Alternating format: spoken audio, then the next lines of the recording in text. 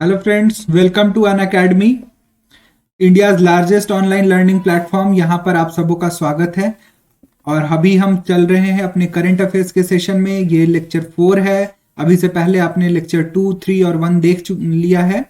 और ये current affairs BPSC और यूपीएससी के लिए बहुत ही कारगर होगा। और आप अगर इस करंट अफेयर्स को अच्छे से फॉलो कर रहे हैं तो करंट अफेयर्स के साथ साथ इससे रिलेटेड जो भी स्टैटिक पोर्शन है वो भी आपका क्लियर होता जा रहा है। क्योंकि यहाँ पर सिर्फ current affairs as a fact नहीं बताया जाता है, एज अ कॉन्सेप्ट बताया जा रहा है ताकि आपको याद रहे। क्योंकि समझ में अगर कुछ नहीं आता है तो उसे याद रख पाना थोड़ा मुश्किल होता है। इसीलिए मैं इस करंट अफेयर्स में जितने भी स्टैटिक के पोर्शन कवर हो सकते हैं वो भी कवर करता जा रहा हूं। अभी हमारा इकोनॉमिक्स का लेक्चर चल रहा है, ठीक है। तो अभी हम आगे बढ़ते हैं। ये मैं हूं अमरेंद्र पांडे, आपका एजुकेटर्स, ठीक है। चलिए, अभी तक अगर आपने हमारे चैनल को सब्सक्राइब नहीं किया है तो आप इसे प्लीज सब्सक्राइब कर ले।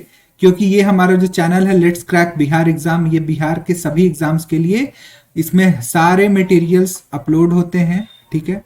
हर टीचर यहाँ पर अलग अलग फील्ड के एक्सपर्ट हैं, वो आपको हर तरह से ट्रेन कर देंगे ताकि आपका एग्जाम अच्छे से हो और आप इसे क्रैक कर सके, ठीक है। तो ये हमारे यूट्यूब चैनल पे बहुत सारे सब्जेक्ट्स हैं, जैसे पॉलिटी हो रही है, हिस्ट्री हो रही है, मैथ्स, रीजनिंग ये भी कराई जाती है। तो बिहार के एग्जाम्स में जो भी रिलेवेंट चीज है वो सारे के सारे आपको इस चैनल पर अच्छे एक्सपर्ट एजुकेटर्स के द्वारा प्रोवाइड कराया जा रहा है।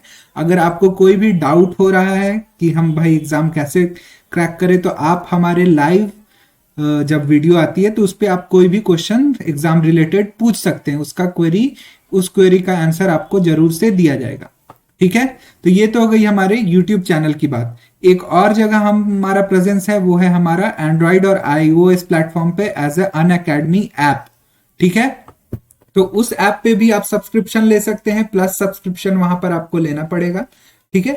वहां पर भी आपको फ्री वीडियोस अवेलेबल होते हैं, लेकिन आप अगर वहां पर प्लस सब्सक्रिप्शन लेते हैं तो आपको एक्स्ट्रा बेनिफिट्स मिलता है, जिससे आपका लर्निंग एक्सपीरियंस और भी स्मूथ और अच्छा हो जाएगा। तो क्या क्या है भाई वहां पर बेनिफिट?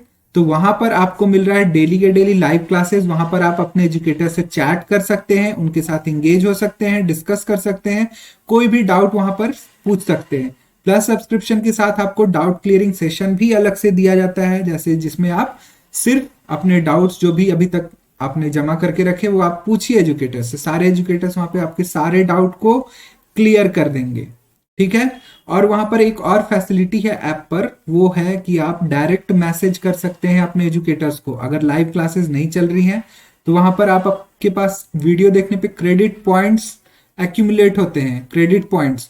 तो उस क्रेडिट पॉइंट का यूज करिए आप, और उससे आप अपने एजुकेटर्स को मैसेज करिए, ठीक है।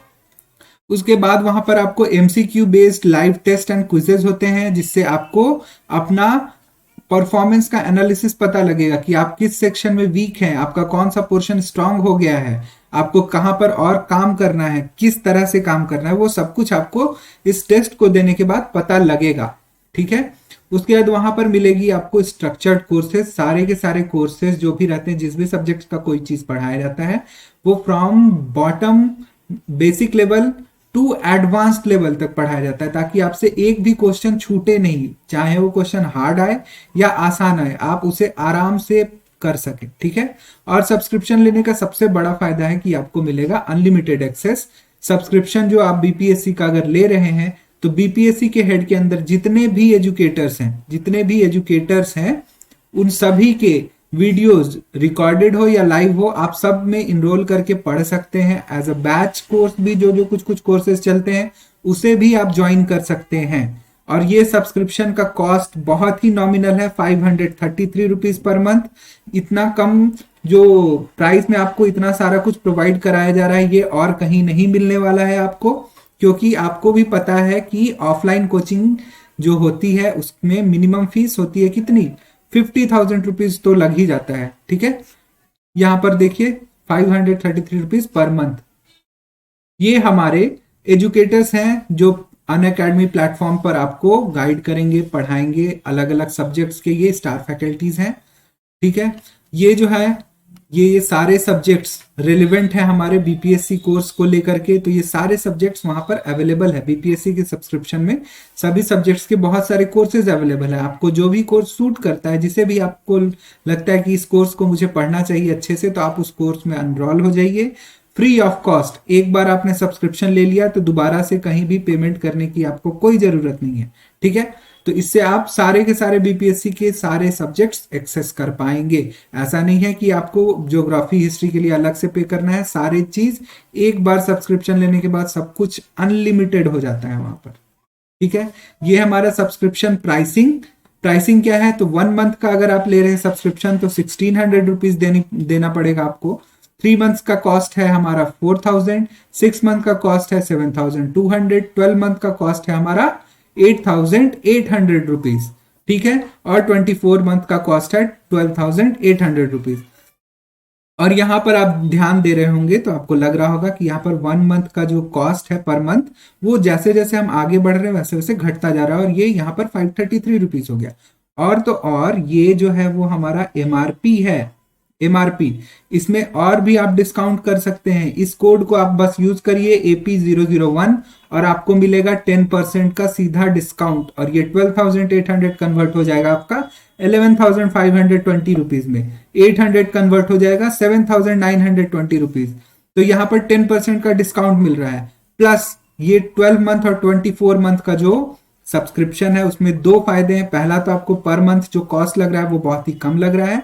दूसरा फायदा यह है कि आपको अगर 12 मंथ और 24 मंथ का सब्सक्रिप्शन मिलता है तो आपके पास होगा सफिशियंट टाइम, और दूसरा आपको इस टाइम में क्या मिलेगा करने को, लर्न कर पाएंगे, सारी चीज अच्छे से लर्न कर पाएंगे, प्लस प्रैक्टिस करने का भी टाइम मिलेगा।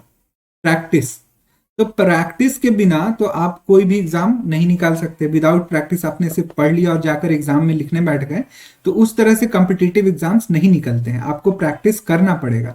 तो ये 1 to 3 मंथ्स में आपको थोड़ा सा प्रैक्टिस करने का टाइम कम मिलता है, ठीक है।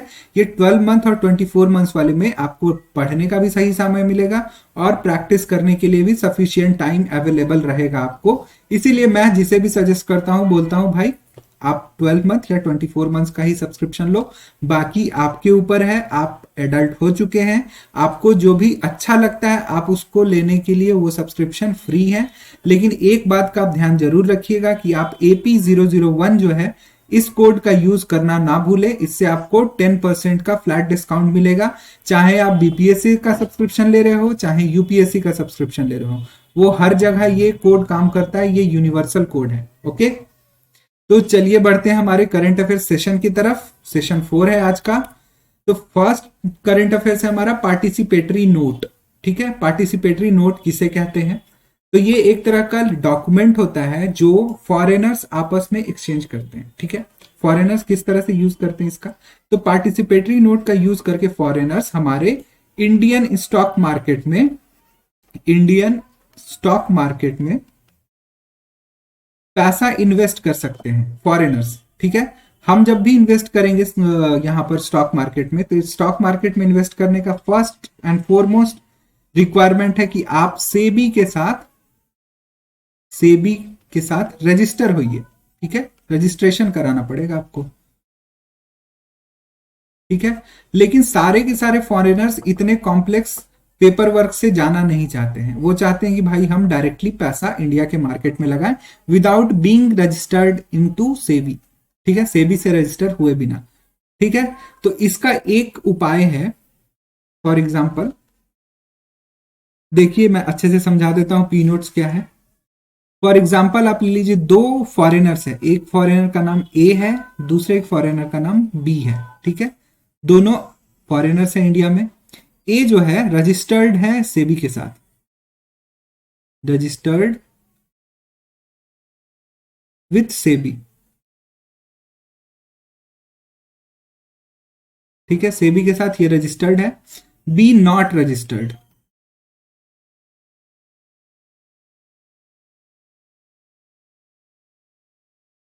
ठीक है, बी रजिस्टर्ड नहीं है। तो क्या होगा, ए तो भाई इंडिया के स्टॉक मार्केट में आराम से शेयर खरीद सकता है, जैसे कि ए ने खरीद लिया टीसीएस का शेयर खरीद लिया, ठीक है। ए टीसीएस का शेयर डायरेक्टली खरीद सकता है। अब ए को देख करके बी को भी मन किया, बी ने बोला ए को कि भाई मुझे भी टीसीएस का शेयर चाहिए। तो ए ने बोला भाई तुम तो रजिस्टर्ड हो जाओ तो सेबी के साथ तुम भी खरीद लोगे। तो फिर बी ने बोला भाई कि मैं रजिस्टर्ड नहीं होना चाहता हूँ सेबी के साथ, बहुत सारा पेपर वर्क है उसमें, मेरे पास उतना पेपर नहीं है, मैं ना ही मेरे पास उतना टाइम है कि मैं इंडिया जाकर के रजिस्टर हूँ। तो ये क्या करेगा, बी जो होगा वो बोलेगा ए को, बी बोलेगा ए भाई तुम मेरे से 100 रुपीज ले लो, ठीक है, और मेरे लिए टीसीएस का शेयर दे दो, खरीद लो मेरे लिए। तो ए गया इंडिया में आया ए, इंडिया में आकर के ए ने टीसीएस का 100 रुपीज का शेयर खरीद लिया, ठीक है, टीसीएस का शेयर खरीद लिया 100 रुपीज का। और फिर ए ने बी को क्या दिया, बी ने तो बोला था भाई मेरे लिए 100 रुपीज का शेयर ला दो, तो ए ने खरीद तो लिया टीसीएस का शेयर, लेकिन ए जो होगा वो टीसीएस का शेयर बी को देगा नहीं। बी को ये क्या देगा, एक पेपर देगा जिसमें लिखा होगा इस ए ने कि मैं, इस पेपर के ऊपर लिखा रहेगा पी नोट, ठीक है, और इसमें ये लिखा होगा कि ये टीसीएस के 100 शेयर के बराबर है, ठीक है, ये नोट का वैल्यू टीसीएस के 100 शेयर के बराबर है, ऐसा लिखा रहेगा इस नोट में। और ये नोट दे देगा बी को जाकर के, ठीक है, और ये टीसीएस का शेयर ये क्या करेगा, ए अपने पास रखेगा एक लॉकर में, इस लॉकर में रख देगा टीसीएस का शेयर को और बंद कर देगा। और ये पी नोट जो होगा इसका वैल्यू बोलेगा कि ये जो पी नोट हम दे रहे हैं ना तुमको, इसका वैल्यू है 100 शेयर ऑफ टीसीएस। तो पी नोट एक हो गया क्या, डेरिवेटिव हो गया, इसका वैल्यू कहां से डिराइव हो रहा है, टीसीएस के शेयर से, डेरिवेटिव, ठीक है, जिसका वैल्यू किसी और चीज के ऊपर डिपेंड करता है, उसका डायरेक्ट कोई वैल्यू नहीं होता है, उसे बोलते हैं डेरिवेटिव।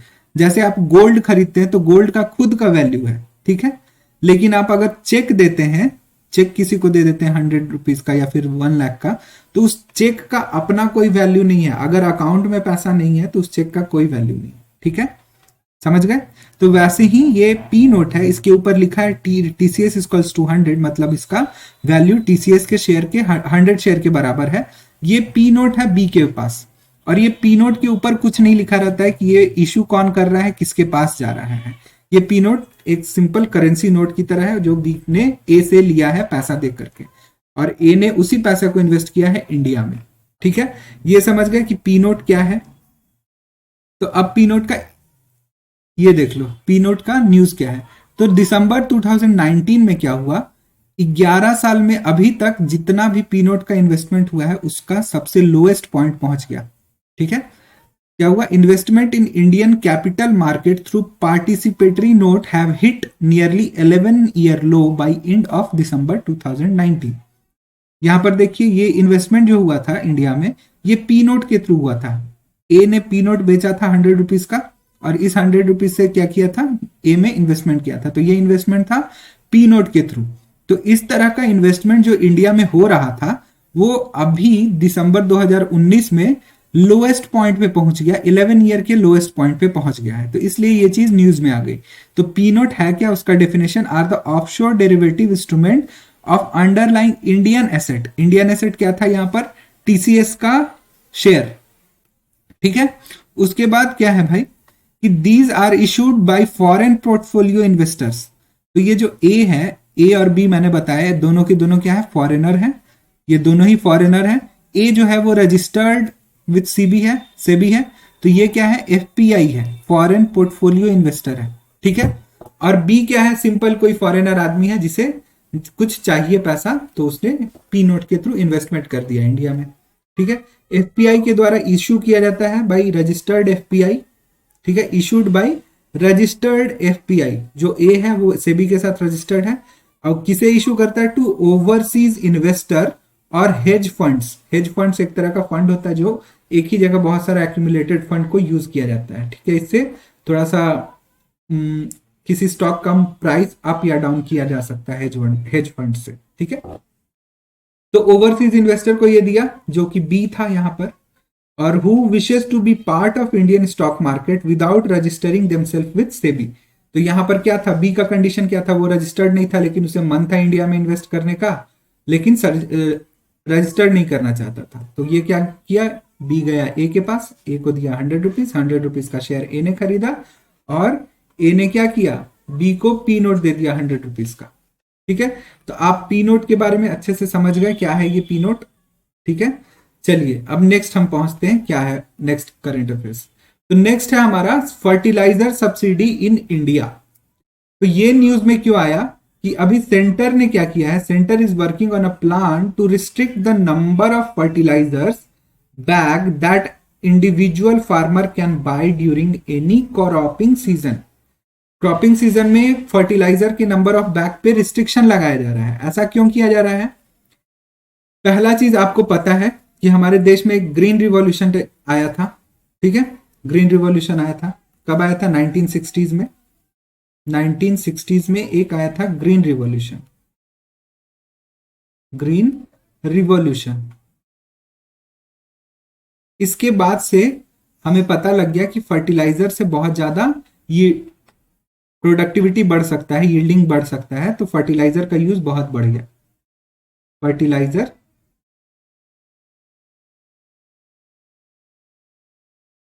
Use increased. ठीक है, बहुत इंक्रीज हो गया।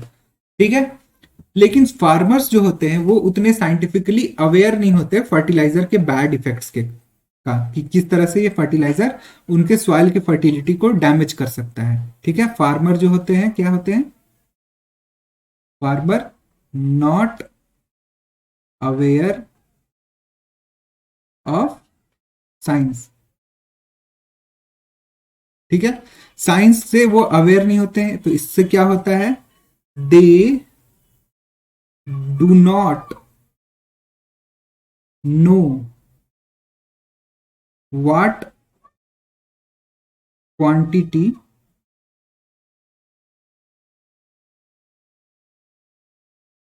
of fertilizer to be used। ठीक है, वो क्या करते हैं, अगर उपज कम हो रहा है तो और फर्टिलाइजर डालते हैं। ठीक है, जिस साल उपज कम हुआ, हार्वेस्ट कम हुआ, उस साल उसके नेक्स्ट ईयर और ज्यादा फर्टिलाइजर डाल देंगे। ऐसे फर्टिलाइजर का इनपुट वो बढ़ाते बढ़ाते बहुत ज्यादा कर देते हैं, जिससे क्या होता है, सॉइल में क्या आ जाता है, soil fertility fertility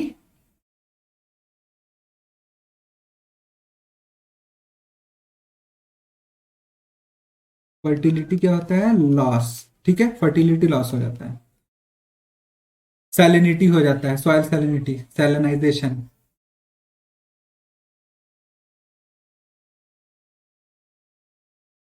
saline soil. ठीक है, सॉइल क्या हो जाता है, सैलाइन हो जाता है, पानी ज्यादा यूज कर लिए, कोई भी इनपुट को अगर एक्स्ट्रा यूज कर लेंगे तो क्या होगा, उससे सॉइल का डिग्रेडेशन होगा।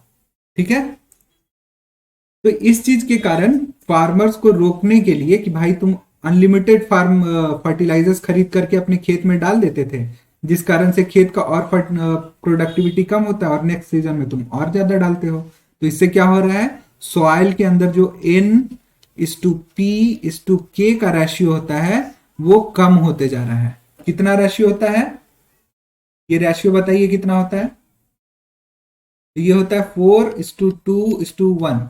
ठीक है, लेकिन यूज कितना कर देते हैं कभी कभी फार्मर्स, 8:1:1। ठीक है, ऐसा इसलिए होता है क्योंकि हमारे इंडियन सॉइल में नाइट्रोजन का कमी है। इंडियन सॉइल में, इंडिया का कहीं भी सॉइल में चले जाइए, Indian soil lakhs in nitrogen.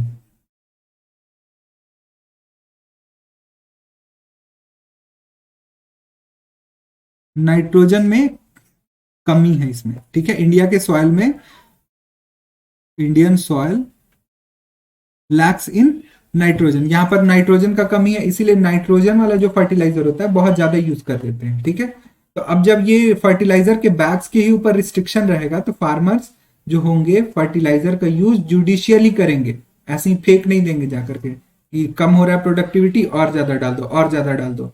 तो उससे क्या होगा, सॉइल और खराब होते चला जाता है। ठीक है, तो इस चीज के लिए ये रिस्ट्रिक्शन लाने का प्लान कर रहा है गवर्नमेंट। इससे पहले गवर्नमेंट ने क्या किया था भाई, कि भाई फार्मर्स को अवेयर करने के लिए उन्होंने क्या लाया था, सॉइल हेल्थ कार्ड स्कीम लाया था। ठीक है, soil health card scheme.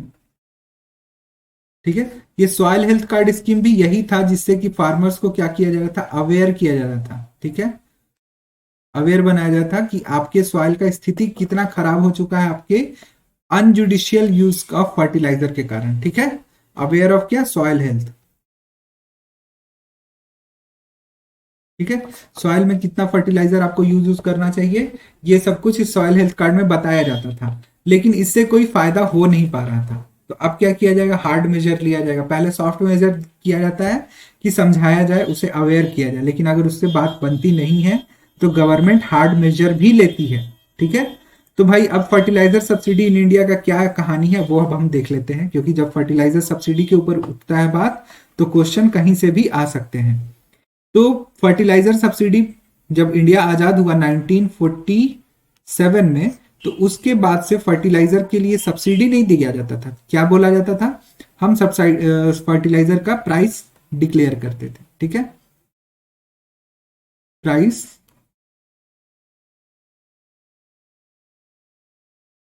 Price declare करते थे। ठीक है, और जब ग्रीन रिवॉल्यूशन आया तो उस समय हमारा फर्टिलाइजर का कंजम्पशन बहुत ज्यादा हो गया। ठीक है, ग्रीन रिवॉल्यूशन के बाद। लेकिन 1977 के बाद तक हमने फर्टिलाइजर पे सब्सिडी नहीं दिया। ठीक है, क्यों नहीं दिया, क्योंकि उस समय तक फर्टिलाइजर का जो कॉस्ट था वो थोड़ा कम था, अफोर्डेबल था। ठीक है, फर्टिलाइजर। तो भाई अचानक से 77 में अनअफोर्डेबल क्यों हो गया, तो एक चीज हुआ था, घटना हुआ था 1973 में। यहां पर अरब में ऑयल क्राइसिस हुआ था, अरब में कॉन्फ्लिक्ट ज्यादा हो गया था, उसे अरब स्प्रिंग ये सब भी बोला गया। ठीक है, वहां पर अभी भी चल रहा है, जो अभी मिडिल ईस्ट का जो कंडीशन है वो ऑयल क्राइसिस के कारण ही वैसा है। ठीक है, ऑयल वहां पर निकला और वहां कॉन्फ्लिक्ट रीजन हो गया, और वहां पर ऑयल प्रोडक्शन को 73 में बंद कर दिया गया। ठीक है, ऑयल प्रोडक्शन इफेक्ट हुआ, जिस कारण से ऑयल का प्राइस बढ़ गया। ठीक है, ऑयल के प्राइस के बढ़ने के कारण फर्टिलाइजर का भी प्राइस बढ़ा। ठीक है, क्यों भाई ऐसा क्यों हो गया, फर्टिलाइजर का प्राइस क्यों बढ़ गया ऑयल के प्राइस के बढ़ने के कारण, क्योंकि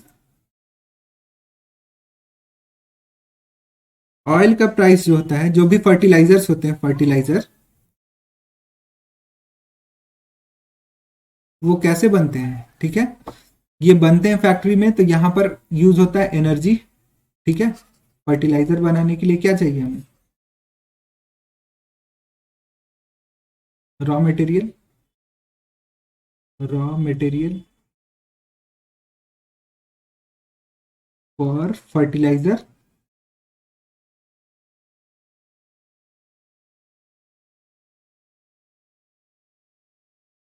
वो है क्रूड ऑयल। Crude oil. ठीक है, इससे क्या दो दो चीज मिलते हैं। पहला, जो फर्टिलाइजर में न्यूट्रिशन रहना है, नाइट्रोजन, फास्फोरस, पोटेशियम, सल्फर, तो ये सल्फर नाइट्रोजन ये इसमें बहुत रहता है क्रूड ऑयल में। ठीक है, क्योंकि हमें पता भी है कि जब भारत 6 स्टेज आया तो हमने ऑयल में से सल्फर का कंटेंट कम कराने के लिए बोला, तो उसमें सल्फर है ये तो हमें पता लग गया। उसमें नाइट्रोजन भी है क्योंकि वो ऑर्गेनिक वेस्ट है, तो ऑर्गेनिक में तो नाइट्रोजन रहेगा ही रहेगा। ठीक है, तो क्रूड ऑयल में नाइट्रोजन रहता है, कार्बन तो रहता ही रहता है, और सल्फर भी रहता है। तो ये सब जो मटेरियल्स है ये कहाँ यूज होते हैं, फर्टिलाइजर में रॉ मटेरियल की तरह यूज होते हैं, पहला।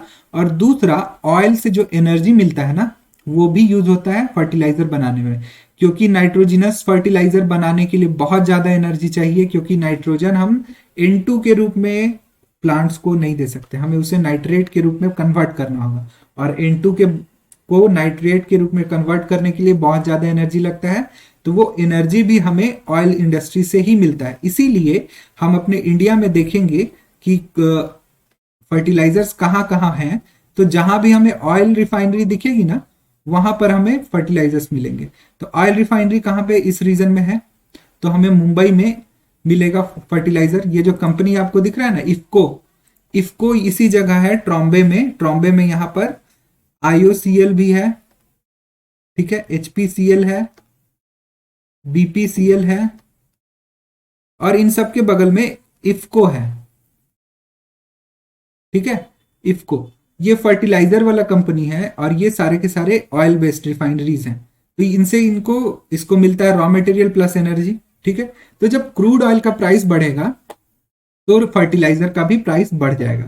तो जब किसी भी चीज का प्राइस बहुत ज्यादा होता है तो उसका डिक्लाइन इन कंजम्पशन, और फर्टिलाइजर के कंजम्पशन में डिक्लाइन होगा तो इसका मतलब क्या, फूड प्रोडक्शन कम होगा, फूड का प्राइस इंक्रीज करने लग गया। ठीक है, तो फूड का प्राइस तो भाई हमें तो ये करना है ना, ग्रीन रिवॉल्यूशन का काम ही था कि हमें सेल्फ सफिशिएंट बनना है फूड में।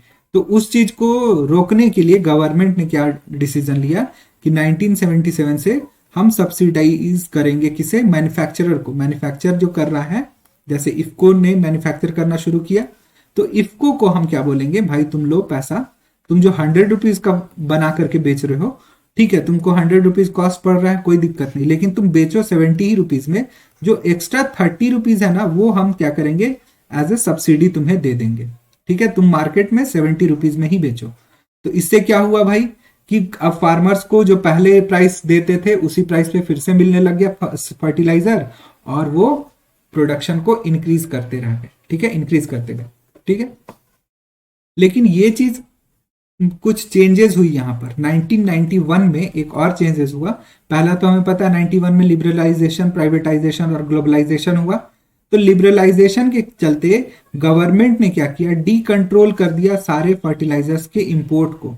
ठीक है, इंपोर्ट ऑफ कॉम्प्लेक्स फर्टिलाइजर्स जो इंडिया में जल्दी नहीं बन पाते थे, तो उनके इंपोर्ट को अगर हम डी रेगुलेट कर देंगे, मतलब कंट्रोल से हटा लेंगे, तो वो अच्छे से आ पाएंगे और फर्टिलाइजर का प्राइस और कम होगा।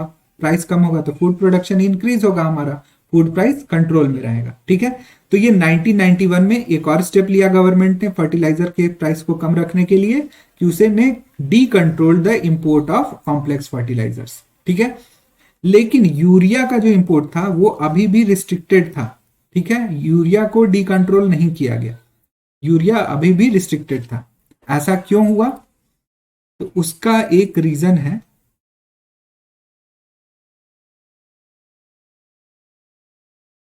ठीक है, यूरिया। यूरिया सिर्फ एक फर्टिलाइजर नहीं है। ठीक है, not only used as a fertiliser. ठीक है, फर्टिलाइजर के तौर पे ही सिर्फ इसका यूज नहीं है, इसका यूज और भी, जैसे कौन सा है, तो पहला चीज तो है ये खतरनाक हो सकता है बॉम्ब बनाने के लिए, बॉम्ब बनता है इससे। ठीक है, उसके बाद यूरिया का और कहां से होता है, तो ब्लीचिंग, ब्लीचिंग में होता है। ब्लीचिंग जहां जहां होगा तो कहां कहां होता है भाई ब्लीचिंग। तो पहला चीज तो हमें पता लग गया अपीरल, अपीरल इंडस्ट्री में। दूसरा रबर इंडस्ट्री में भी यूज होता है। ठीक है, तीसरा और भी ब्लीचिंग का यूज कहाँ कहाँ होता है, क्लोथ हो गया, फिर फर्टिलाइजर हो गया। ठीक है, पिगमेंट, पिगमेंट इंडस्ट्रीज में भी यूरिया का यूज होता है, और भी बहुत सारा यूज है यूरिया का। तो ये इंडस्ट्रियल केमिकल है, ये क्या है, इंडस्ट्रियल केमिकल, इंडस्ट्रियल केमिकल। तो इंडस्ट्रियल केमिकल होने के कारण इसे हमने डीरेगुलेट नहीं किया, क्योंकि हमें पता है कि अगर हम इसको डीरेगुलेट कर देंगे फार्मर्स के लिए तो क्या होगा, सारे के सारे कंपनी, इन्हें भी फायदा होने लगेगा। ठीक है, और सब्सिडी किसके लिए हमने बना के रखा है, सिर्फ और सिर्फ फार्मर्स के लिए, क्योंकि फार्मर के पास पैसा नहीं ना है, लेकिन ये लोग के पास तो पैसा है। और बॉम्ब तो बहुत खतरनाक चीज है, ये तो नहीं बनना चाहिए। ठीक है, तो इस चीज को रोकने के लिए कि अनलिमिटेड यूरिया अगर आ गया हमारे देश में तो बाकी सब चीज का भी प्राइस डिस्टेबलाइज हो सकता है, इसीलिए हमने यूरिया को अभी भी कंट्रोल में करके रखा हुआ है। ठीक है, और यूरिया का प्राइस हमने क्या किया, डिक्लेयर कर दिया कि भाई इतना में ही बेचना है, हम उसके लिए सब्सिडी देंगे तुम्हें। ठीक है, तो इसके साथ एक और प्रॉब्लम हो गया जिसका सॉल्यूशन अभी 2016 में निकाला गया। तो वो क्या प्रॉब्लम हुआ था, जैसे कि हमने बताया आपको कि यूरिया जो है वो इंडस्ट्रियल केमिकल है, urea equals to industrial chemical.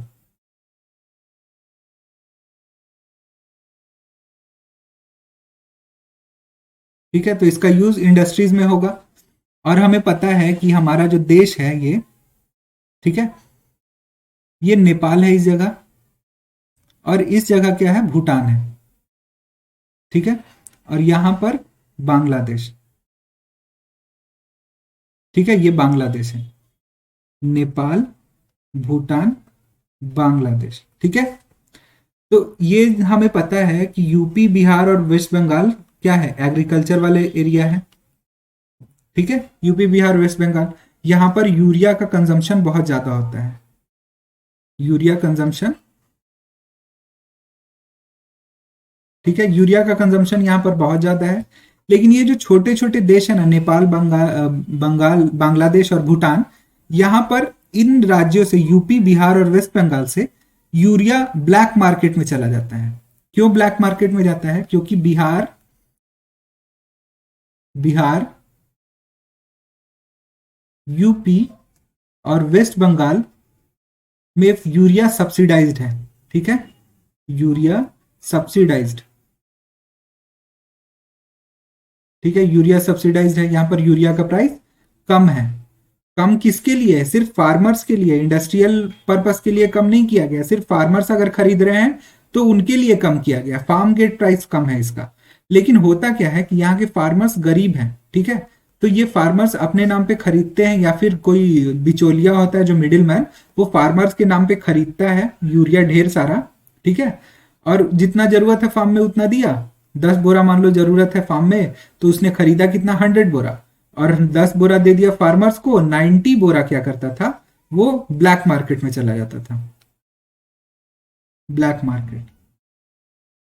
ठीक है, ब्लैक मार्केट कहाँ, नेपाल, भूटान, बांग्लादेश, ये सब जगह क्या क्या होता है, अपीयरल इंडस्ट्री बहुत ज्यादा है, सबको पता है, ब्लीचिंग ये सब होता है। उसके बाद यहां से ये एक्सपोर्ट दूसरे देश में भी हो जाता था।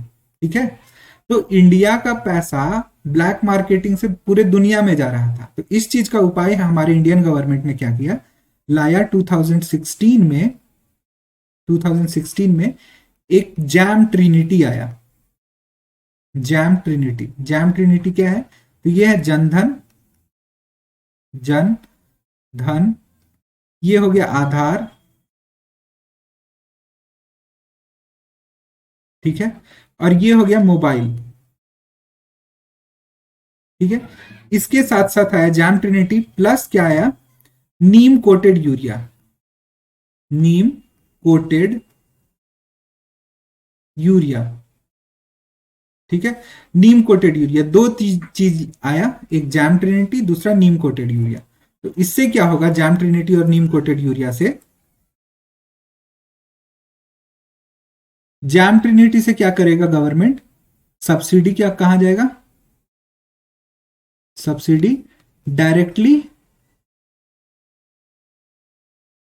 डीबीटी किया जाएगा। ठीक है, डायरेक्ट बेनिफिट ट्रांसफर। ठीक है, डायरेक्ट बेनिफिट ट्रांसफर किया जाएगा हमारे सब्सिडी का, किसे, सीधा का सीधा फार्मर्स को। यानी मार्केट में क्या होगा प्राइस, वही प्राइस होगा जो सबके लिए है, इसमें हम चेंज नहीं करेंगे। लेकिन जो जो फार्मर्स है हम उन्हें आइडेंटिफाई कर लेंगे, और उन्हें हम क्या करेंगे, जो भी सब्सिडी होगा डायरेक्टली आप अपने बैंक अकाउंट में लीजिए। जैसे सिलेंडर का कुछ दिन पहले क्या किया गया था कि सबको सिलेंडर 800 रुपीज में ही दिया जाएगा, लेकिन आपके बैंक अकाउंट में 250 रुपीज सब्सिडी आ जाएगा। तो आपको कितना का पड़ा, वो 550 का पड़ा, इफेक्टिवली 550 का आपको सिलेंडर पड़ता है, एलपीजी सिलेंडर। ठीक है, तो ये इस तरह से सब्सिडाइज कर दिया जाता था। अभी एलपीजी का प्राइस बढ़ गया है, 630-40 हो गया है। ठीक है, तो ये डायरेक्ट बेनिफिट का असर हुआ कि अब मार्केट में प्राइस कम नहीं रहेगा, मार्केट में इंटरनेशनल प्राइस जो है यूरिया का वही रहेगा।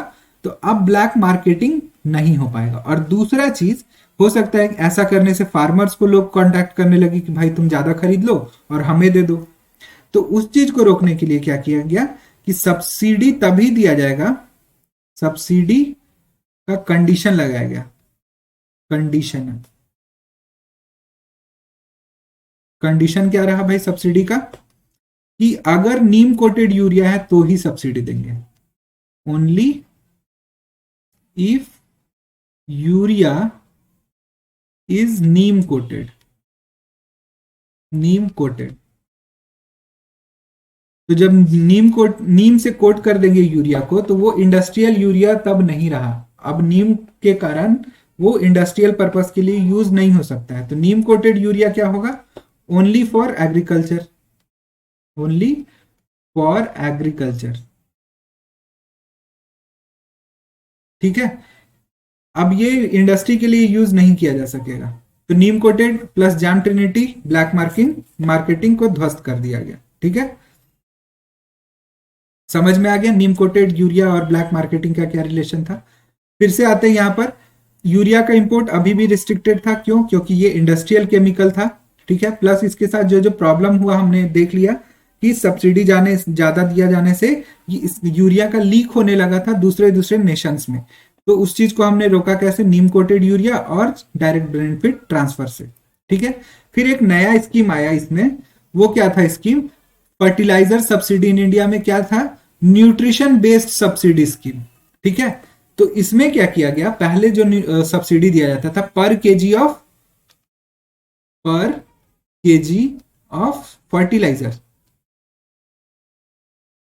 फर्टिलाइजर उसके हिसाब से सब्सिडी दे दिया जाता था। तो उसमें क्या होता था? फर्टिलाइजर का वेट, ग्रॉस वेट नापे और उसमें कितना एन है, कितना पी है, कितना के है, इससे हमें मतलब नहीं रहता था।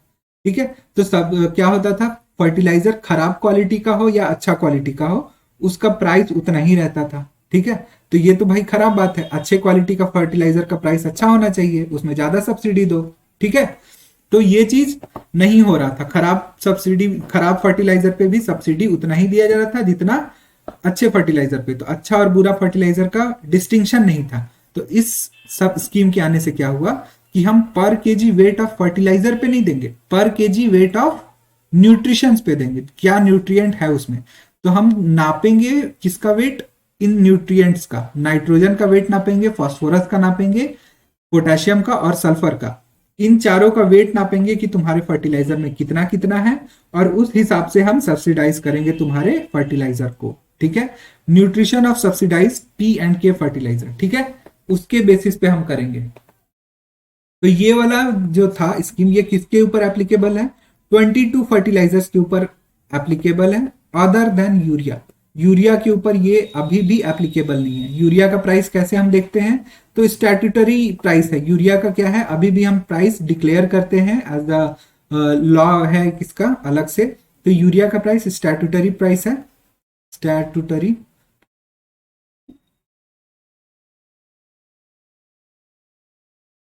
प्राइस। ठीक है, बाकी सबका हम किसके बेसिस पे तय करते हैं सब्सिडी? कि उसमें कितना न्यूट्रिएंट है। ठीक है, MRP for which will be decided taking into account the international and domestic price of P&K fertiliser, exchange rate, inventory level in the country. ठीक है, ये सब चीज को देख करके हम उसके प्राइस को डिसाइड करेंगे। समझ गए? अब क्या है, यूरिया का सब्सिडी कैसे चलता है? तो यूरिया का सब्सिडी मैंने बता दिया स्टैट्यूटरीली कंट्रोल्ड प्राइस है। ठीक है, एक लॉ है जिसके तहत हम यूरिया के प्राइस को कंट्रोल करते हैं कि कितना प्राइस में वो हमारे कंट्री में बिकेगा। ठीक है, difference between delivery cost of fertiliser at farm gate and MRP payable by the farmer is given as a subsidy to fertiliser manufacturer importer by the government of India. Government of India fertiliser के ऊपर subsidy देता है। ये मत समझ लेना कि agriculture state subject है तो स्टेट गवर्नमेंट देता है। वो सब्सिडी किसके अकाउंट से निकलता है? वो गवर्नमेंट ऑफ इंडिया देता है। किसे देता है? मैन्युफैक्चरर और इंपोर्टर्स, जो भी इंपोर्ट कर रहा है अगर, तो उसे दिया जाएगा। और वो सब्सिडी कितना होता है? अगर फार्मर को हम दे रहे हैं 90 रुपीज में और हम खरीद रहे हैं कितने का? एमआरपी कितना है? 100 रुपीज। तो बीच का डिफरेंस कितना हुआ? 20 रुपीज। तो ये 20 रुपीज हम किसे देंगे? मैन्युफैक्चरर को दे देंगे, ताकि वो फार्म के गेट पे फार्मर्स को सिर्फ 90 रुपीज में ही पे करे। और इसमें क्या क्या इंक्लूड होता है? तो इसमें ट्रांसपोर्टेशन भी इंक्लूड किया जाता है। ये ध्यान में रखना, सब्सिडी कैलकुलेट करने के लिए हम ट्रांसपोर्टेशन कॉस्ट को भी इंक्लूड करते हैं। ठीक है, urea subsidy is part of central sector scheme of department of fertiliser and is wholly financed by government of India through budgetary support. ये स्टेट गवर्नमेंट एक भी रुपया इसमें नहीं देता, ये सारा का सारा कौन देता है? Government of India. Urea subsidy also include freight subsidy for the movement of urea across the country. ये मैंने बता दिया कि इसमें ट्रांसपोर्टेशन कॉस्ट को भी हम इंक्लूड करते हैं। ठीक है, तो ये अगर आपने इसे ध्यान से पढ़ा तो ये सब कुछ कुछ इंपॉर्टेंट पॉइंट्स है, इसे आप एक जगह नोट डाउन कर लें। ठीक है, अब क्या है, फर्टिलाइजर का क्या स्टेटस है हमारे इंडिया में, फर्टिलाइजर इंडस्ट्री कैसा है, फर्टिलाइजर का कंजम्पशन कैसा है। तो इंडिया जो है second largest consumer of urea fertiliser after China. फिर क्या है, India is second largest producer of nitrogenous fertiliser. Consumer भी सेकेंड लार्जेस्ट है, प्रोड्यूसर भी सेकेंड लार्जेस्ट है। ठीक है, फिर India ranks third in phosphatic fertiliser production. ठीक है, उसमें थर्ड नंबर पे फॉस्फोरस वाले में। उसके बाद फर्टिलाइजर इंडस्ट्री जो है वो one of the 8 core industries. ये कोर इंडस्ट्रीज का भी कॉन्सेप्ट अभी बहुत न्यूज में रहा है, वो हम देख लेते हैं कि 8 कोर इंडस्ट्रीज कौन कौन से होते हैं। तो 8 कोर इंडस्ट्रीज, ये सारे कोर इंडस्ट्रीज हैं। Coal, natural gas, crude oil, petroleum, refinery, fertiliser, ये फर्टिलाइजर आपको दिख गया, स्टील, सीमेंट, इलेक्ट्रिसिटी जनरेशन। ठीक है, ये 8 इंडस्ट्रीज जो है ये कोर इंडस्ट्रीज हैं। ठीक है, तो इन कोर इंडस्ट्रीज में एक है फर्टिलाइजर जिसका वेटेज सबसे कम है, लीस्ट है। ठीक है, लीस्ट वेटेज है। सबसे हाईएस्ट किसका वेटेज है, तो यहां पर पेट्रोलियम रिफाइनरी का सबसे ज्यादा वेटेज है हमारे कोर सेक्टर में। 8 कोर सेक्टर का अगर वेटेज देखें तो सबसे ज्यादा वेटेज पेट्रोलियम का है, फिर इलेक्ट्रिसिटी जनरेशन का है। ठीक है, इलेक्ट्रिसिटी जनरेशन का। और फर्टिलाइजर का कितना है, सबसे कम 2% पे है सिर्फ। ठीक है, 8 कोर इंडस्ट्री का वेट आईआईपी में कितना है, तो 40.27% है, ये याद रखना है। ठीक है, उसके बाद आईआईपी क्या होता है, industry index of industrial production. ये कौन बनाता है, तो सेंट्रल स्टैटिस्टिकल ऑर्गेनाइजेशन बनाता है, ministry of statics and programme implementation के अंदर है। और आईआईपी जो है, इंडेक्स ऑफ इंडस्ट्रियल प्रोडक्शन, ये IIP index of industrial production. ठीक है, फुल फॉर्म है उसका। तो ये आईआईपी जो है ना हमारे कंट्री में ओनली एक मेजर है, सिर्फ एक ही मेजर है जो कि फिजिकल वॉल्यूम ऑफ प्रोडक्शन को मेजर करता है। ठीक है, फिजिकल वॉल्यूम ऑफ प्रोडक्शन को मेजर करने के लिए दूसरा कोई हमारे पास इंस्ट्रूमेंट नहीं है, सिर्फ आईआईपी से ही हम मेजर करते हैं कि कितना प्रोडक्शन हमारे कंट्री में हुआ। ठीक है, अब नेक्स्ट आ जाओ प्रोजेक्ट श्योर। प्रोजेक्ट श्योर क्या है, तो ये अपीयरल इंडस्ट्रीज जो है ना, उन्होंने एक ये लिया है, रिजोल्यूशन लिया है। क्या लिया है रिजोल्यूशन, कि सस्टेनेबल हम बनाएंगे अपने बिजनेस को। तो ये रिजोल्यूशन सस्टेनेबल रिजोल्यूशन है। जैसे आप न्यू ईयर रिजोल्यूशन लेते हैं ना हर साल, कि इस साल हम ये काम करेंगे, तो उसी तरह से अपीयरल इंडस्ट्रीज जो है, इंडियन अपीयरल इंडस्ट्रीज, तो वो क्या कर रहे हैं, वो लार्जेस्ट कमिटमेंट कर रहे हैं। एक कमिटमेंट है कि हम अपने इंडस्ट्री को सस्टेनेबल बनाएंगे, फैशन को मोर सस्टेनेबल बनाएंगे। जो एसडीजी गोल है हमारा, एसडीजी गोल क्या है, सस्टेनेबल डेवलपमेंट गोल 17 गोल है ना, तो उसके अकॉर्डिंग हम अपने इंडस्ट्री को डेवलप करेंगे, ऐसा उन्होंने कमिटमेंट किया है। ठीक है, ऐसा उन्होंने कमिटमेंट क्यों किया, क्योंकि अपीयरल इंडस्ट्रीज में बहुत सारे प्रोडक्शन प्रोसेस कुछ पॉल्यूशंस भी करते हैं। जैसे जहां पे भी पेंटिंग ये सब होता है, अपीयरल इंडस्ट्रीज का पेंटिंग, पिगमेंट, फिर कॉटन का जहां पर रियरिंग होता है वहां पे पॉल्यूशन होता है। जो भी इंडस्ट्री होगा वहां पर पॉल्यूशन होगा ही। कॉटन अपीयरल इंडस्ट्री में वाटर पॉल्यूशन बहुत ज्यादा होता है। ठीक है, कॉटन को धोना, फिर से कोई पिगमेंट हो रहा है उसका, तो उसका साफ सफाई करना, ये सब कुछ बहुत ज्यादा होता है वहां पर। ठीक है, तो उस इंडस्ट्री को सस्टेनेबल बनाना है। ठीक है, सस्टेनेबल बनाने के लिए 5 पॉइंट का उन्होंने ध्यान रखा है। क्या क्या, तो पहला हम करेंगे, जो भी इंडस्ट्रीज होंगे वो क्या करेंगे, अपने प्रोसेस का फुल अंडरस्टैंडिंग करेंगे कि किस तरह से उनका इंडस्ट्री इन्वायरमेंट को इम्पैक्ट कर रहा है। ठीक है, गारमेंट इंडस्ट्री किस तरह से इन्वायरमेंट को इम्पैक्ट कर रहा है। दूसरा चीज वो क्या करेंगे कि सस्टेनेबल सोर्सिंग करेंगे। वो उसी जगह से रॉ मटेरियल लेंगे जहां पे सस्टेनेबली उसे प्रोड्यूस किया जा रहा है। अब ऐसा तो नहीं किया जा रहा है ना कि भाई कॉटन को प्रोड्यूस करने के लिए खेत को पूरा साफ कर दिए, डिफॉरेस्टेशन कर दिए, वो सब चीज ना हो। ठीक है, तो सस्टेनेबल सोर्सिंग हम करेंगे। ठीक है, थर्ड चीज वो क्या करेंगे, राइट डिसीजन लेंगे। राइट डिसीजन क्या लेंगे, कि हम सस्टेनेबल सोर्सिंग करें। ठीक है, हम उस साइंटिफिक प्रोसेस का यूज करें जो कि भले ही महंगा है लेकिन वो सस्टेनेबल है, तो वो राइट डिसीजन है। अब पैसा बचाने के लिए हम कोई भी पॉल्यूशन वाला प्रोसेस यूज नहीं कर सकते हैं। ठीक है। और फोर्थ क्या करेंगे कि वो अपने कमिटमेंट को, जो सस्टेनेबल बनाने का जो उनका कमिटमेंट है, उस इनिशिएटिव को सारे कम्युनिटी में कम्युनिकेट करेंगे ताकि सबको पता लगे कि अब अपीरियल इंडस्ट्री थोड़ा सस्टेनेबल बन रहा है। सस्टेनेबल बनने में ये पक्का है कि थोड़ा सा प्राइस बढ़ेगा, इसीलिए कंज्यूमर्स भी अपना राइट डिसीजन ले कि वो थोड़ा ज्यादा पैसा ही दे लेकिन वो सस्टेनेबल प्रोडक्ट ही खरीदे, जिससे क्या होगा, सस्टेनेबल प्रोडक्ट का डिमांड बढ़ेगा और फिर इन फ्यूचर हमारा प्लैनेट ग्रीन रहेगा। ठीक है। उसके बाद क्या करेंगे, वो shift to sustainable supply chain. Supply chain को भी सस्टेनेबल बनाएंगे। लास्ट में सप्लाई चेन में क्या होता है, लॉजिस्टिक्स भी होता है, तो वो जिस भी लॉजिस्टिक्स को यूज करेंगे, हो सकता है वो ज्यादा मोर एनर्जी एफिशिएंट हो या फिर वो इलेक्ट्रिकल व्हीकल का यूज करे, इस तरह का कुछ वो करेंगे जिससे कि उनका सप्लाई चेन भी सस्टेनेबल हो, इन्वायरमेंट फ्रेंडली बने। और इससे क्या होगा, एसडीजी गोल है यूएन का, जो 17 गोल है एसडीजी का, वो फुलफिल होगा। ठीक है। चलो अब नेक्स्ट है हमारा merchant discount rate. Merchant discount rate क्या होता है, ये कोई डिस्काउंट नहीं है। ठीक है। ये एक तरह का चार्ज लगाया जाता है। तो वो कब चार्ज लगता है, जब भी आप दुकान में जाते हैं और आप कार्ड के थ्रू पेमेंट करते हैं, वो डेबिट कार्ड हो या क्रेडिट कार्ड हो, अगर उससे पेमेंट कर रहे हैं तो आपको एक चार्ज देना पड़ता है। वो उस चार्ज को बोलते हैं मर्चेंट डिस्काउंट रेट, जिसे एमडीआर बोलते हैं। ठीक है, एमडीआर।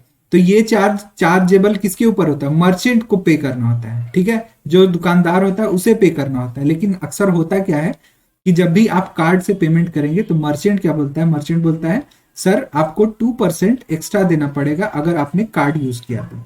ठीक है, ऐसा वो बोलते हैं। तो ये 2% असल में देना था उन्हें, लेकिन वो हमसे ले रहे हैं ताकि उनका पॉकेट हल्का ना हो, हमारा पॉकेट जितना भी हल्का हो ना हो जाए। ठीक है। तो मर्चेंट डिस्काउंट रेट अभी न्यूज में इसलिए आया क्योंकि अभी हाल फिलहाल में हमारे गवर्नमेंट ने क्या किया, बोला कि अगर कोई रुपे कार्ड यूज करता है या फिर यूपीआई यूज करता है, ठीक है, इन दोनों का यूज करके अगर कोई भी पेमेंट किया जा रहा है किसी शॉप पे, तो वहां पर होगा नो एमडीआर, कोई मर्चेंट डिस्काउंट रेट चार्ज नहीं किया जाएगा। ठीक है। इससे क्या होगा, पहला चीज होगा डिजिटल पेमेंट होगा, डिजिटल पेमेंट। ठीक है। लेस कैश होगा, यहां पर लेस कैश। तो इससे इकोनॉमी हमारा ज्यादा फ्लुएंट होगा, फ्लो ज्यादा इसमें पैसा का होगा, तो तरक्की ज्यादा होगी। ठीक है। दूसरा चीज इसका मेन एम है कि रुपे कार्ड जो है वो अभी नया लॉन्च हुआ है हमारे इंडिया में, न्यू है। ठीक है, न्यू है। अभी इससे पहले हमारे इंडिया में कोई भी ऐसा कार्ड कंपनी नहीं था जो क्रेडिट कार्ड या डेबिट कार्ड बनाए। हम किसके ऊपर डिपेंड होते थे, वीजा पे होते थे, वीजा। ठीक है। दूसरा एक मास्टर कार्ड था, मास्टर कार्ड। फिर एक माइस्ट्रो था। ठीक है। एक अमेरिकन एक्सप्रेस था। ठीक है। तो ये सारे के सारे कार्ड कंपनी क्या थे, वो विदेशी थे। और विदेशी कंपनी के ऊपर अगर हम फुल्ली डिपेंडेंट हो जाते हैं तो इन फ्यूचर अगर कोई कॉन्फ्लिक्ट होता है हमारे देश में, तो वो तो हमारे पूरे नेशन का इकोनॉमी को क्रिपल डाउन कर देंगे ना, तोड़ देंगे। वो बोलेंगे भाई अब हम कोई कार्ड चलाएंगे ही नहीं, सारा कार्ड बंद।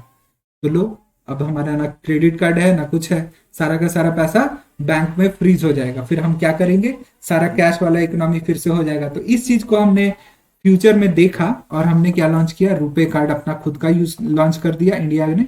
ठीक है। दूसरा एक लॉन्च किया यूपीआई, इससे हमारे सारे बैंक अकाउंट एक साथ जुड़ जाते हैं। तो इससे हमारे डिजिटल पेमेंट थोड़ा सा अच्छा हो जाएगा। और इस दोनों को पॉपुलराइज करने के लिए बोल दिया इंडियन गवर्नमेंट ने कि हम एमडीआर को सब्सिडाइज कर देंगे। ठीक है। ऐसा नहीं है कि चार्ज ही नहीं लगेगा, लेकिन जो भी चार्ज लगेगा वो मर्चेंट से ना लेकर के कंपनीज गवर्नमेंट से लेगी। ठीक है। तो इसका एक एग्जाम्पल देखो यहां पर कि एक कार्ड अगर स्वाइप किया जाता है, ठीक है, एक कार्ड अगर स्वाइप किया जाता है 100 रुपीज के लिए, तो उसमें 1 रुपया एमडीआर लग गया। वो कभी 2% लगता है, कहीं 1% लगता है, वो चार्जेबल अलग अलग होता है। ठीक है। 1 रुपया का एमडीआर लगा। ठीक है।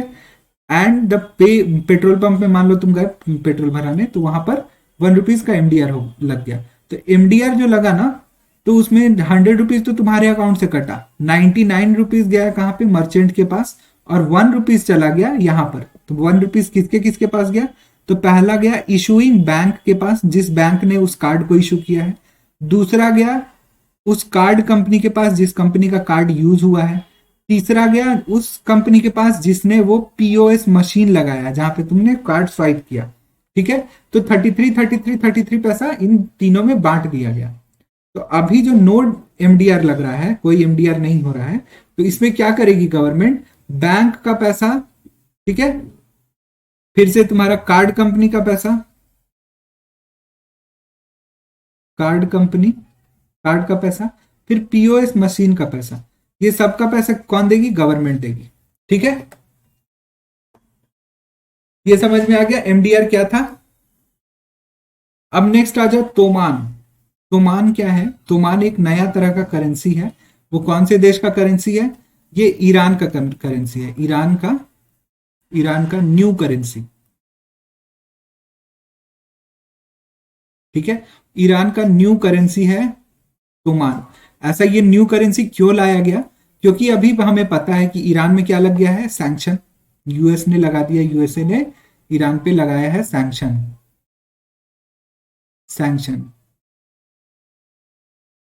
सैंक्शन में क्या होता है, इससे कोई भी कंपनी अगर इकोनॉमिक ट्रांजैक्शन करती है ईरान से, तो वो यूएस के साथ डील करने के लिए इलिजिबल हो जाएगी, इनएलिजिबल हो जाएगी। ठीक है, नॉट इलिजिबल। ठीक है, तो उस कारण से कोई भी कंपनी ईरान से ट्रांजैक्शन नहीं कर रही है, तो उसका इकोनॉमी बहुत ज्यादा गिर रहा है। इकोनॉमी अगर किसी देश का गिरता है तो वहां का करेंसी होता है डी वैल्यू। ठीक है, इकोनॉमी गिरेगा तो करेंसी डी वैल्यू हो जाएगी। ठीक है, इकोनॉमी अगर गिरा तो करेंसी डी वैल्यू। ठीक है, तो इतना ज्यादा यहां ईरान का करेंसी गिर गया, इकोनॉमी गिर गया कि वहां का करेंसी इतना ज्यादा डी वैल्यू हो गया कि वहां पर 1-2 रुपया का कोई वैल्यू ही नहीं रहा। अब वहां पे मिनिमम रुपीज कितना चल रहा है, तो 10,000 चल रहा है। ठीक है, तो इस कारण से क्या किया गया कि जो भी करेंसी है उसे रिप्लेस कर देंगे हम टोमान से। अभी कौन सा करेंसी है, रियाल चल रहा है, तो रियाल का वैल्यू हो जाएगा अब टोमान के रूप में देखा जाएगा। तो अब एक रियाल एक टोमान है, अगर नया करेंसी जो टोमान है 1 टोमान, उसका वैल्यू होगा 10,000 रियाल्स के बराबर, इक्वल्स टू 10,000 रियाल्स। ठीक है, तो इससे क्या होगा कि जो 10-10 हजार का नोट या फिर गड्डी मोटा मोटा था वो हो जाएगा पतला। अब करेंसी कैरी करने के लिए आसान होगा। ठीक है, इसीलिए ईरानियन गवर्नमेंट ने बोला कि जो पुराना रियाल है उसमें से हम 4 जीरो को हटा देंगे। ठीक है, 4 जीरो हटा देंगे और एक नया करेंसी बनाएंगे टोमान। ठीक है, ये इन्होंने किया। तो ये कारण भी मैंने बता दिया कि यूएस के सैंक्शन के कारण ऐसा हो गया है। यूएस का जो सैंक्शन हुआ उस कारण से उसका इकोनॉमी डिग्रेड हो गया और उसमें करेंसी का डिवैल्यूएशन हो गया। अब करेंसी को डिवैल्यू कर दिया गया तो उसको री इवॉल्व करने के लिए टाइम लगेगा, लेकिन मोटा गड्डी हो गया तो उसे पतला करना है तो टोमान ला दिया गया हायर वैल्यू का। ठीक है, ये एक बार और किया गया था 1971 में। ठीक है, तो उस समय कितना टाइम्स किया गया था, 3,500 टाइम्स। इस बार कितना किया जा रहा है, 10,000 टाइम्स। ठीक है, इस बार ज्यादा बड़ा मैग्नीट्यूड है। तो चलो एक बार और मैं बता देता हूं, पैसा का बात हो ही गया है तो सब्सक्रिप्शन के बारे में आप एक बार और जान लीजिए। अगर आपको सब्सक्रिप्शन लेना है हमारे अनअकैडमी पे तो आप जरूर से इस कोड का यूज करें AP001। इससे आपको फ्लैट 10% का डिस्काउंट मिलेगा, फ्लैट 10% डिस्काउंट। और कॉस्ट देखिए यहाँ पर 1600 से हो जा रहा है 1400 और यहाँ 12,000 से हो जा रहा है 11,500। ठीक है, तो इस चीज का आपको ध्यान रखना है कि आप जब भी सब्सक्रिप्शन ले रहे हो तो ये AP001 कोड का यूज करें। और मैं सजेस्ट हमेशा करता हूं कि आप 12 मंथ या 24 मंथ का ले, क्योंकि ये इकोनॉमिकल भी होता है आपके लिए और इसमें आपको सफिशिएंट टाइम भी मिलता है पढ़ने के लिए प्लस प्रैक्टिस करने के लिए। तो आपको अगर मेरा रिकमेंडेशन अच्छा लगता है तो आप 12 मंथ या 24 मंथ का ले। और अगर आपको मन है 1 मंथ, 3 मंथ या 6 मंथ का लेना है तो आप उसके लिए भी फ्री हैं। मैं सिर्फ रिकमेंडेशन दे सकता हूं और आप अपने से जैसे भी आपने अपना स्टडी प्लान करके रखा है उस हिसाब से आप सब्सक्रिप्शन ले सकते हैं। लेकिन सब्सक्रिप्शन लेने वक्त आप इस कोड का यूज जरूर करें, AP001। ये कोड आपका सिर्फ बीपीएससी के लिए नहीं बल्कि जितने भी सब्सक्रिप्शन अवेलेबल हैं आपके पास अनअकैडमी पर, उन सभी के लिए एप्लीकेबल है। आप यूपीएससी का ले, बीपीएससी का ले, आईआईटी का ले, कैट का ले, सब में आपको ये 10% डिस्काउंट दिला सकता है। ये यूनिवर्सल कोड है, ठीक है, ये यूनिवर्सल कोड है। चलिए अब बढ़ते हैं फिर से नेक्स्ट हमारा करंट अफेयर्स है अटल पेंशन योजना। ये अभी न्यूज में क्यों आ गया, क्योंकि 5 साल इसका पहला तो हो गया, 5 साल हो चुका है, और इस 5 साल में 2 करोड़ 20 लाख सब्सक्राइबर अटल पेंशन योजना में जुड़ चुके हैं, ठीक है। तो अटल पेंशन योजना क्या है वो हम देख लेते हैं कि ये एक पेंशन योजना है, ये तो सबको समझ में आ रहा है। पेंशन क्या होता है भाई, रिटायर करने के बाद 60 ईयर के बाद आपको मंथली कुछ पैसे मिलते हैं, ठीक है, मनी। तो ये हो गया पेंशन, 60 ईयर्स के बाद मिलते हैं। तो इस पेंशन में अगर किसी को इनरोल होना है तो पहला रिक्वायरमेंट है कि वो 18 to 40 ईयर्स ऑफ एज रहे, पहला रिक्वायरमेंट। और दूसरा रिक्वायरमेंट नहीं, लेकिन बस इसका फोकस है कि वो पर्सन अनऑर्गेनाइज सेक्टर से हो। क्यों ऐसा किया जा रहा है, क्योंकि ऑर्गेनाइज सेक्टर में जो भी पर्सन काम करते हैं उनके पास कोई ना कोई स्कीम होता है, लेकिन अनऑर्गेनाइज सेक्टर है, जैसे शॉपकीपर है भाई, स्ट्रीट वेंडर है, तो वो 60 ईयर्स के बाद पहला तो वो काम कर नहीं सकता, क्योंकि उनका जो काम होता है वो बहुत ही फिजिकल स्ट्रेनस काम होता है, स्ट्रेन बहुत देता है उनको फिजिकली, ठीक है। तो 60 ईयर्स के बाद वो काम नहीं कर सकते हैं, और जब काम नहीं करेंगे तो उनका तो डेली वेज अर्नर है वो, तो वो कैसे अपना पेट पालेंगे बुढ़ापे के बाद, ठीक है। तो उस चीज को हमने देखा और एक सोशल सिक्योरिटी नेट को हमने एक्सटेंड किया। कैसे किया, तो अटल पेंशन योजना में हमने अनऑर्गेनाइज सेक्टर से जो भी पर्सन होते हैं वो उन्हें बोला कि भाई तुम 18 से 40 के बीच में हो, इसमें इनरोल हो जाओ। सिर्फ तुम्हें करना क्या है, तो आपको देना है 55 रुपीज टू 200 रुपीज आपको देना है, ठीक है। कितना पर मंथ देना है आपको, 55 to 200 रुपीज पर मंथ आपको पे करना है, ठीक है। पर मंथ आप पे करिए, और 60 ईयर्स हो जाएगा जब आपका, ठीक है, तो आपको क्या मिलेगा, 1000 to 5000 रुपीज पर मंथ आपको मिलना शुरू हो जाएगा 60 ईयर एज के बाद, ठीक है। आपको पे करना है कितना है, 55 to 200 रुपीज पर मंथ आपको पे करना है, ठीक है। किस एज तक करना है, 60 ईयर तक आप पे करिए, ठीक है, पे टिल 60 ईयर्स, और उसके बाद आपको मिलना शुरू हो जाएगा। और आप इनरोल कब कर सकते हैं, तो 18 to 40 ईयर्स के बीच में आपको करना है इनरोल, ठीक है। अगर आपने 18 ईयर्स में ही कर लिया तो आपको इतना मिलेगा, 5000 रुपीज मिलेगा, अगर आप मैक्सिमम पे कर रहे हैं तो, ठीक है। तो 60 ईयर्स तक आपको पे करना है, इनरोल आपको होना है 18 to 40 ईयर्स में, ठीक है। आपको पेंशन कितना मिलेगा, 1000 to 5000 रुपीज पेंशन मिलेगा, ठीक है। अमाउंट ऑफ पेंशन जो है वो गारंटीड फॉर लाइफ टाइम होता है, जब तक वो जिंदा रहेगा पर्सन तब तक उसको मिलेगा पेंशन। और अगर उस पर्सन का डेथ हो जाता है तो उसकी वाइफ को मिलता है वो पेंशन, ठीक है, सब्सक्राइबर के वाइफ को वो पेंशन दिया जाता है। और अगर वाइफ का भी डेथ हो जाता है तो नॉमिनी को दिया जाता है इंटायर अमाउंट, ठीक है, सारा का सारा अमाउंट नॉमिनी को दिया जाता है। जैसे कोई पर्सन है, ए पर्सन है, उसकी वाइफ बी है, ठीक है, ए और बी हस्बैंड वाइफ।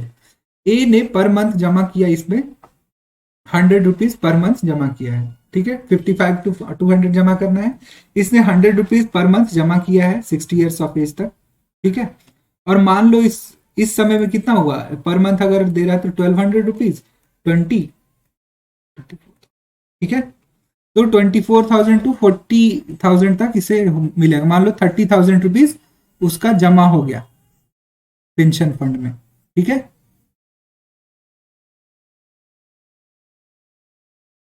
ठीक है, 30,000 रुपीज उसका जमा हो गया।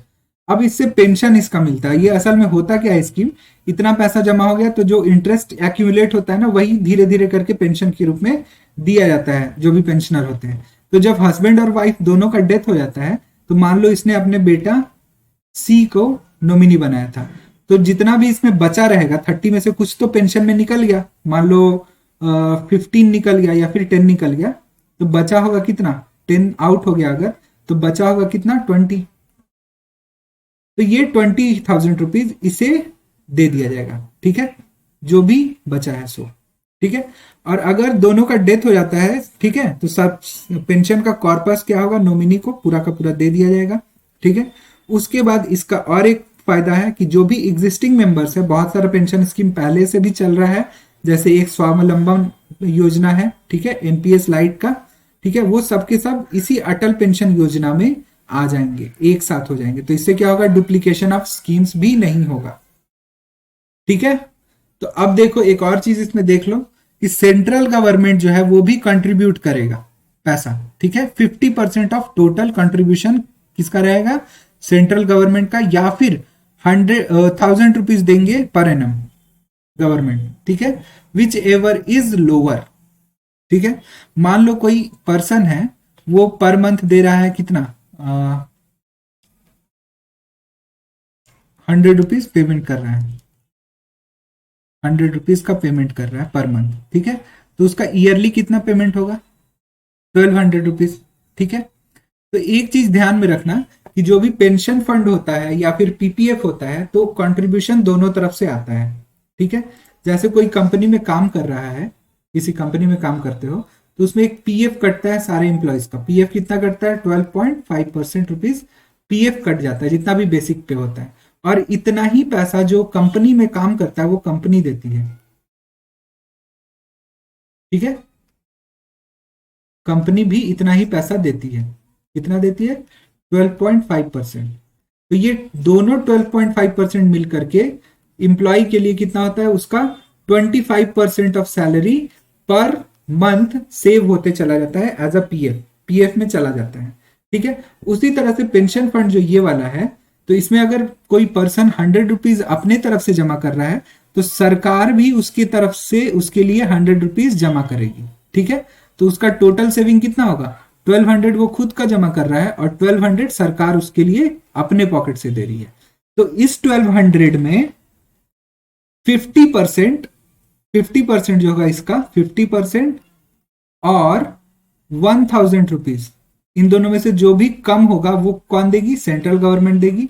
और जो भी बच गया वो कौन देगा, वो स्टेट गवर्नमेंट देगा। तो इस केस में कितना सेंट्रल गवर्नमेंट देगी, 600 रुपीज सेंट्रल देगी और 600 रुपीज स्टेट देगा। ये सेंटर दे रहा है, ये स्टेट दे रहा है। और यही अगर वो 200 रुपीज जमा करता, ठीक है, 200 जमा करता, तो उसका कंट्रीब्यूशन कितना होता, 24, ठीक है। उतना ही सरकार भी देती, सरकार कितना देती, वो भी 24 करती जमा। तो इस 24 में से 50% इसका कितना हुआ, 1200 रुपीज हुआ। लेकिन कैपिंग कितना पे है, 1000 रुपीज पे। तो कैपिंग होने के कारण 1000 रुपीज जो होगा वो देगी सेंटर, और रेस्ट जो बचेगा, ठीक है, रेस्ट कितना बचा, 1400 जो बचा वो स्टेट देगा, ठीक है। समझ में आ गया, 50% और 1000 rupees per annum which ever is lower. और ये कंट्रीब्यूशन कितने दिन तक होगा, 5 इयर्स तक होगा, ठीक है। ये कंट्रीब्यूशन 5 इयर्स तक किया जाएगा ताकि उसके कॉर्पस में थोड़ा सा इंक्रीज हो जाए, वो खुद का जितना जमा कर रहा है उससे ज्यादा कुछ जमा हो जाए उसके लिए, ठीक है। और इस स्कीम का फोकस कहां है, अनऑर्गेनाइज सेक्टर में। ऐसा नहीं है कि वो ऑर्गेनाइज सेक्टर के लोग इसमें ज्वाइन नहीं कर सकते हैं, वो भी ज्वाइन कर सकते हैं। लेकिन इस स्कीम का मेन पर्पस है कि अनऑर्गेनाइज सेक्टर्स के जो लोग हैं उन्हें सोशल सिक्योरिटी नेट में जोड़ा जाए, ठीक है। चलिए, ये समझ में आ गया। आज का क्लास यहीं तक। आपको एक बार और मैं बता दूं कि सब्सक्रिप्शन अगर आपको लेना है बीपीएससी यूपीएससी किसी का भी, तो आप इस कोड का यूज जरूर से करिए। ये यूनिवर्सल कोड है हमारा, इससे आपको मिलता है 10% डिस्काउंट। और अभी एग्जाम का समय आ गया है, तो आप जल्द से जल्द सब्सक्रिप्शन ले लीजिए, क्योंकि जितना जल्दी आप सब्सक्रिप्शन लेंगे उतना जल्दी आप पढ़ना अच्छे से शुरू कर सकेंगे, ठीक है। लेट करेंगे तो भाई टाइम निकलते जाता है, टाइम किसी का वेट नहीं करता है, ठीक है। तो आप जल्द से जल्द सब्सक्रिप्शन ले लीजिए। मेरा रिकमेंडेशन हमेशा से रहेगा कि आप 12 मंथ या 24 मंथ का ले, क्योंकि इसमें पहला आपको इकोनॉमिकल ये पड़ रहा है, दूसरा आपके लिए सफिशियंट टाइम मिल रहा है। आपको किस चीज के लिए सफिशियंट टाइम मिल रहा है, आप लर्न भी कर सकते हैं, लर्निंग के लिए प्लस प्रैक्टिस। प्रैक्टिस, दोनों चीज के लिए आपको मिल रहा है sufficient time. Without practice exam में जाना ठीक नहीं होता है, क्योंकि कॉम्पिटिटिव एग्जाम है। प्रैक्टिस जितना ज्यादा करेंगे उतना अच्छा मार्क्स आएगा आपका। ठीक है, तो चलिए आज का क्लास यहीं पे खत्म करते हैं। तब तक के लिए बाय।